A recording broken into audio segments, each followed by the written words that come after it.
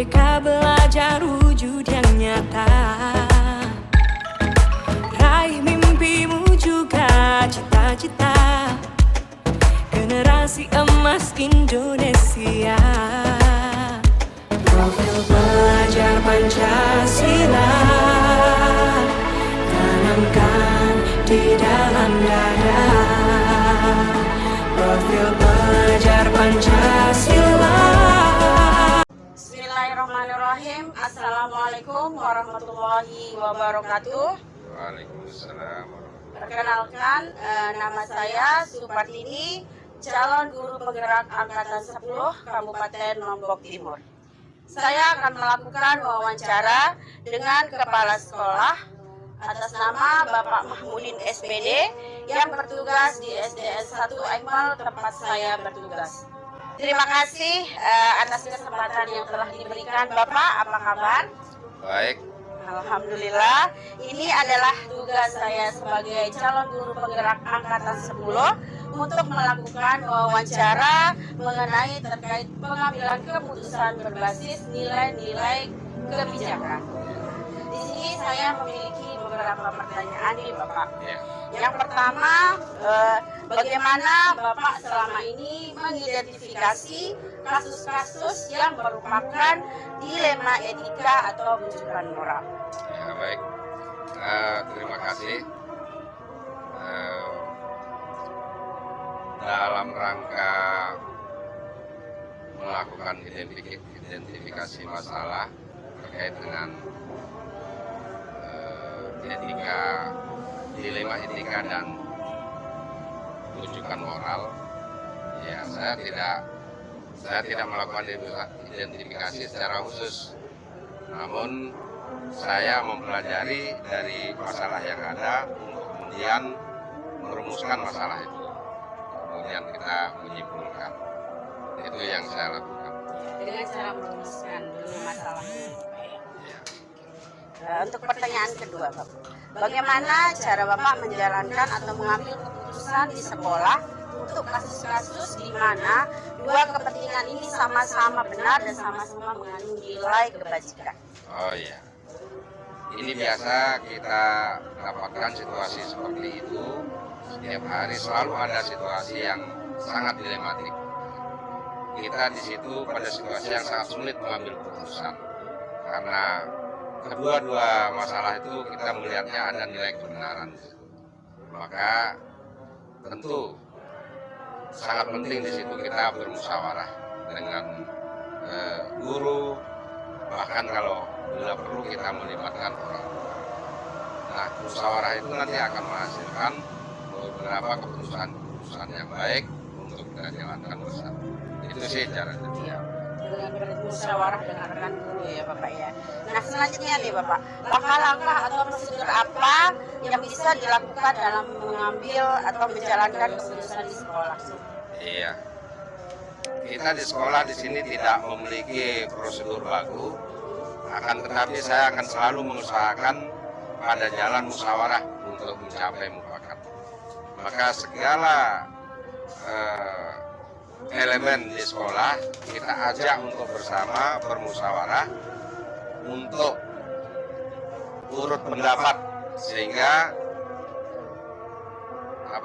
kita waktu pengambilan keputusan itu selalu mengedepankan skala prioritas, mana yang lebih penting dari kedua masalah yang ada. Itu cara kita di sini. Prioritas mana yang lebih penting ya, masalah yang harus diselesaikan. Iya. Selanjutnya, hal apa saja yang selama ini yang menjadi tantangan dan dalam pengambilan keputusan dalam kasus-kasus dilema etika, dan bagaimana Bapak mengambil keputusan yang secara efektif? Oh iya, kita mengambil keputusan itu tidak serta-merta ya. Semua informasi yang masuk itu, jika ada permasalahan, selalu kita kedepankan musyawarah di sini. Jadi bermusyawarah itulah salah satu jalan untuk dalam rangka mengambil keputusan yang terbaik. Maka terkait dengan dilema yang ada, paling efektif kita harus mencari fakta-fakta dulu, fakta-fakta yang terjadi, sehingga itu akan kita munculkan dalam musyawarah untuk kemudian merumuskan keputusan musyawarah, kemudian bersama-sama melaksanakan hasil musyawarah. Jadi keputusan itu harus dimusyawarahkan dulu, keputusan yang kita ambil Ya, sesuai dengan fakta yang ya, ada. fakta yang ada. Nah, selanjutnya, apakah dalam mengambil keputusan atau musyawarah itu memiliki jadwal tertentu, atau dalam penyelesaian ini adakah jadwal-jadwal tertentu yang Bapak lakukan untuk menyelesaikan kasus yang sudah ada, dan prosedur seperti apa yang Bapak ingin atau jalankan? Oh iya. Jadi kan sebuah permasalahan itu tidak tidak terstruktur ya.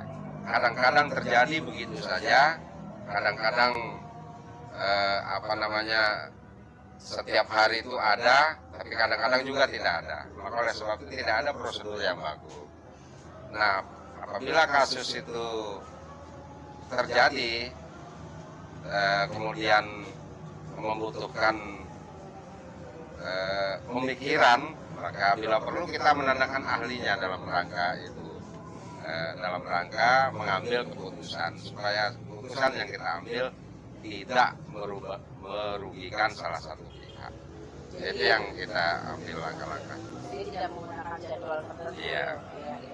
Nah, di sini yang pertanyaan selanjutnya ini, adakah seseorang atau faktor-faktor yang selama ini mempermudah Bapak dalam pengambilan keputusan dalam kasus-kasus yang sudah ada di sekolah kita ini? Oh tentu, dengan melibatkan, pertama kita memiliki ada guru-guru senior di sekolah kita, kemudian ada guru yang sudah pengalaman menyelesaikan kasusnya.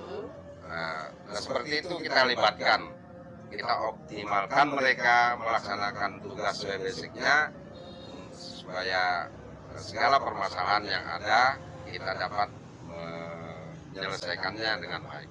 Jadi kita berkolaborasi ya Bapak. Nah, ini pertanyaan terakhir nih Bapak dari saya. Dari semua hal yang telah disepakati, pembelajaran apa yang dapat Bapak petik dari pengalaman Bapak selama menjadi kepala sekolah dalam mengambil keputusan, terutama mengenai kasus-kasus dilema etika? Oh iya.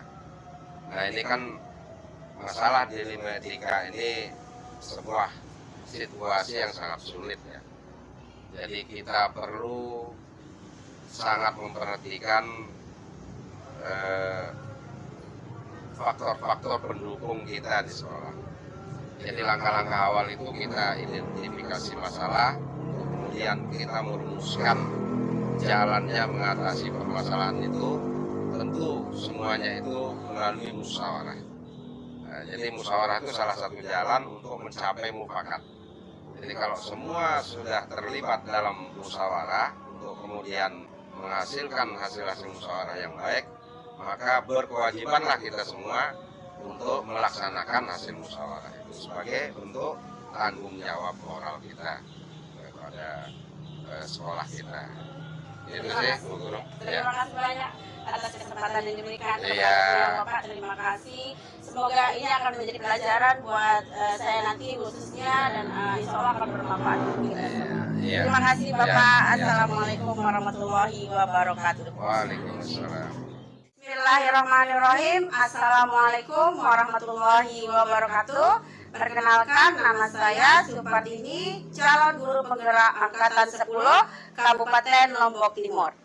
Pada kesempatan ini saya akan melakukan wawancara dengan Kepala Sekolah SDN 2 Kemangkerang atas nama Ibu Anti Surminatun SPD. Assalamualaikum Bunda. Waalaikumsalam. Apa kabar? Alhamdulillah sehat.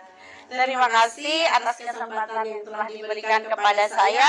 Di sini saya ada tugas dari calon guru penggerak angkatan 10 untuk melakukan wawancara terkait pengambilan keputusan berbasis nilai-nilai kebajikan sebagai pemimpin. Di sini saya memiliki beberapa pertanyaan terkait tentang dilema etika.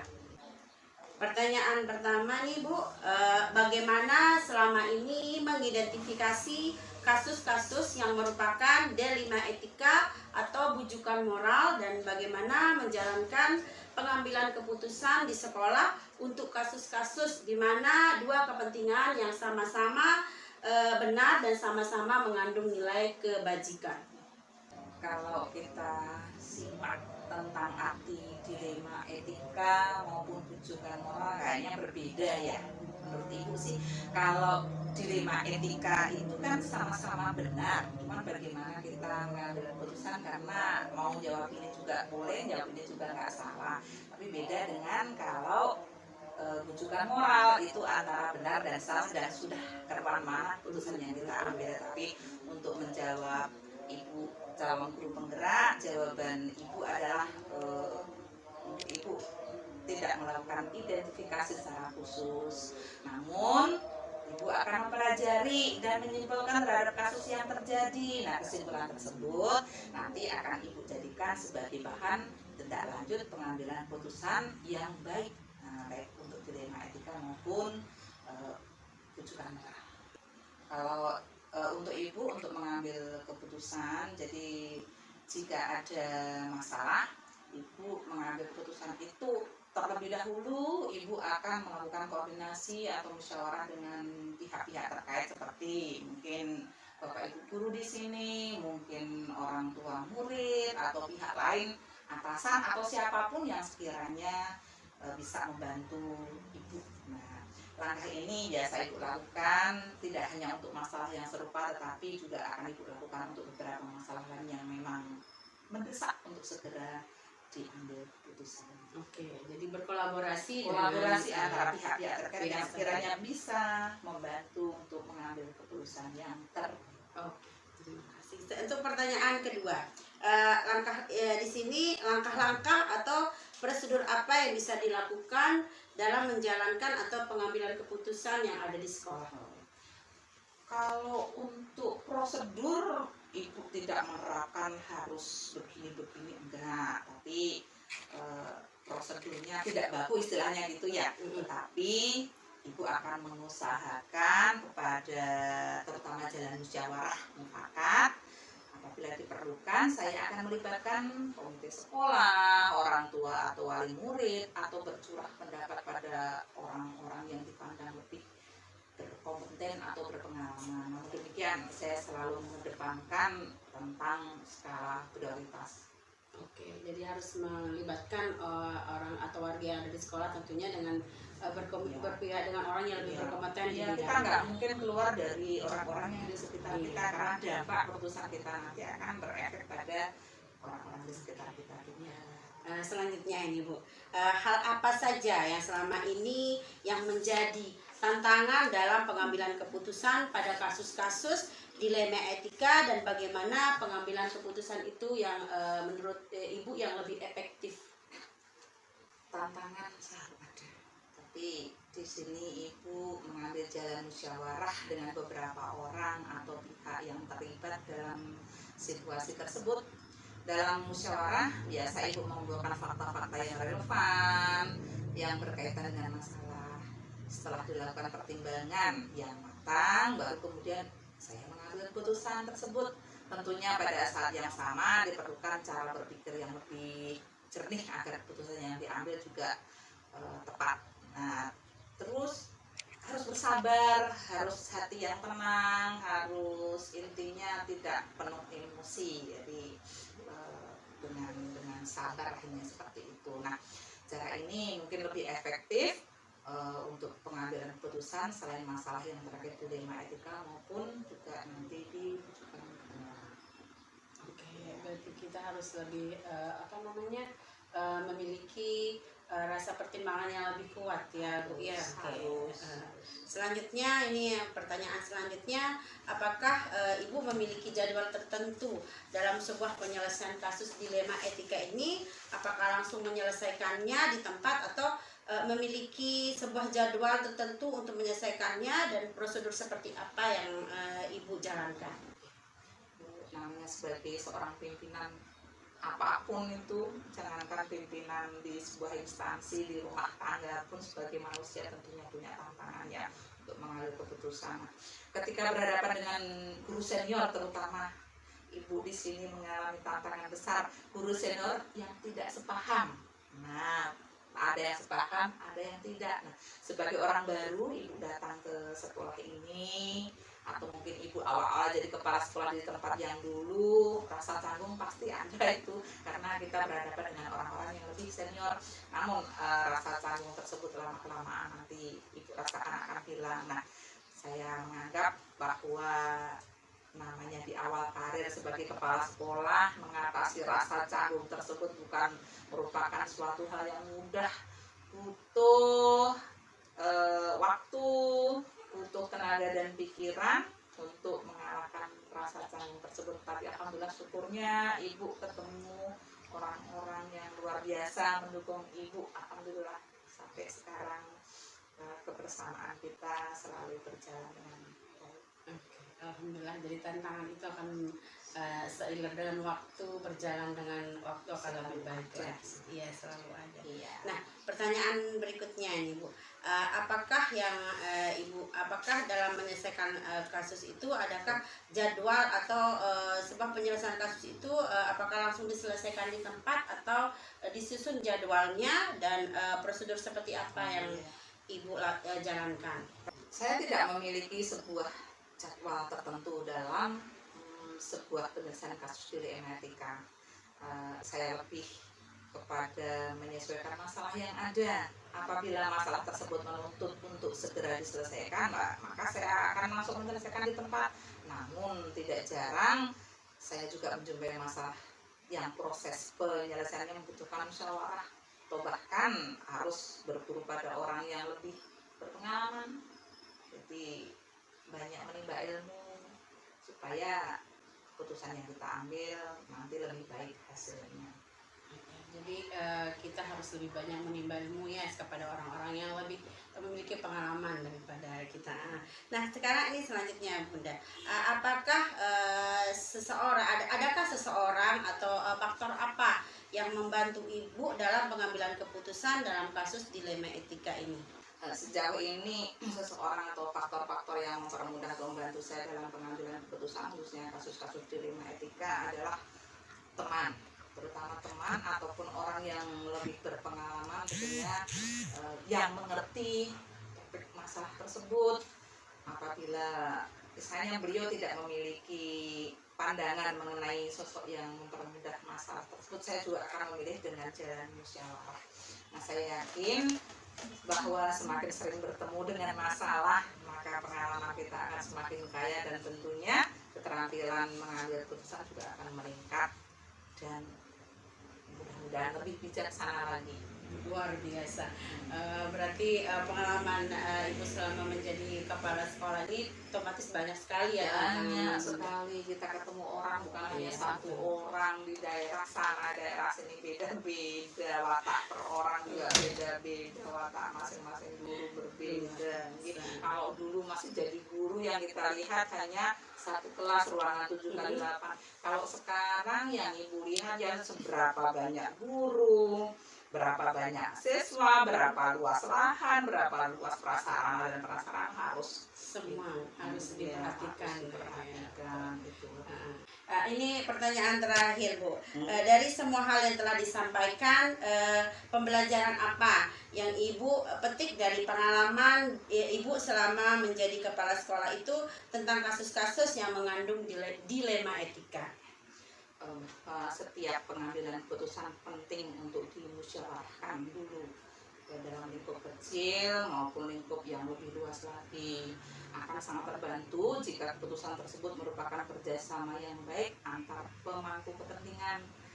Mengambil keputusan memang tidak mudah, tapi tidak mengambil keputusan juga akan membawa situasi yang lebih buruk lagi. Jadi apapun itu musyawarahkan dengan orang-orang sekitar kita, sehingga nanti intinya ke student well-being. Dan pendidikan Indonesia. Sukses untuk calon guru penggerak angkatan 10. Terima kasih atas kesempatan yang diberikan kepada saya. Semoga ini menjadi manfaat yang besar buat saya nanti. Nanti kalau saya menjadi seorang pemimpin dan ini menjadi pembelajaran yang sangat luar biasa. Terima kasih Doa dari Ibu. Ibu. Terima Sama-sama. kasih. Sukses. Assalamualaikum warahmatullahi wabarakatuh.